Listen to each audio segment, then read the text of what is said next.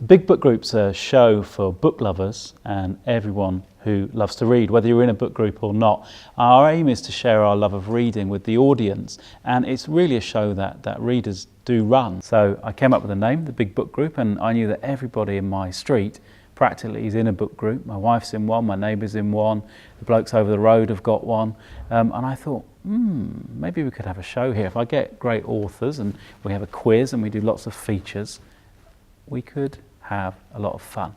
So, stand up, book lovers of Brighton. Let's have a bit of house light, please.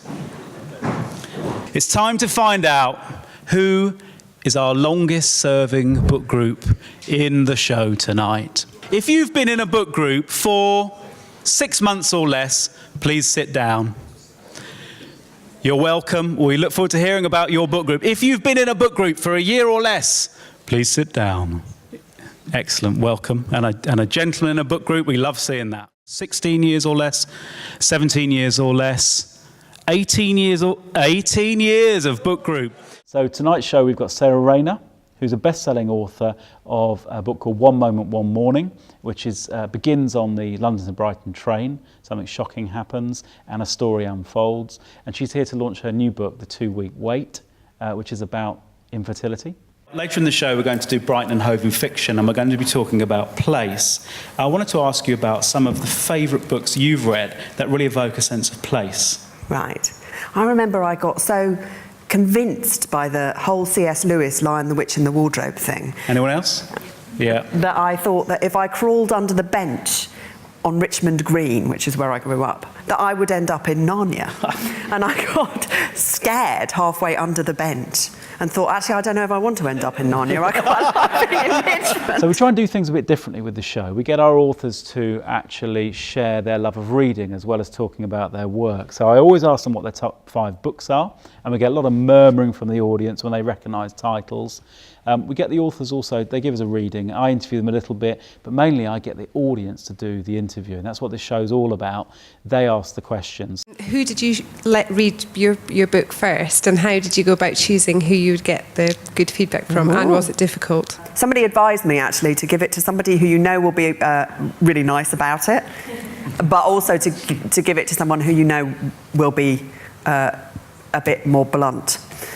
So certainly with One Moment, I gave it to my sister-in-law because I knew she wouldn't pull her punches. She's in my book group, she's vicious. The authors have a question for the audience always as well, which is quite a lot of fun. And lastly, we get them to do us a bit of what we call flash fiction, which they sometimes have to have their arms twisted to do it, but at every location we get the audience to shout out a place in the town or city, some action like a duel or some other type of thing, a couple of characters, maybe a famous son or daughter of the town, and then our writers have to quickly write a short story which they perform at the end. So we need you to give us a place in Brighton or Hove where this terrible occurrence or joyous occurrence can happen. Toys R Us. Toys R Us. Sarah, what think you? I think Toys R Us is... Toys R Us, you're in. Excellent. Toys R Us. Such a Brighton location. But the great thing about book groups is that they are their own little closed world, and some of them have really different ways of recruiting people. Some book groups make you have a 1,000-word written application, and it's that rigorous. Others, it's just friends who ask one another. But the fun we find out when we do the show is that once you're in a book group, it's almost impossible to leave it. You guys are our winners with 13 out of 20. I don't believe it. Now listen, you've been a wonderful audience. We're about to go to the interval, but in the words of Flaubert, the only way of tolerating existence is to lose oneself in a perpetual orgy of literature. So I invite you to have a glass of wine.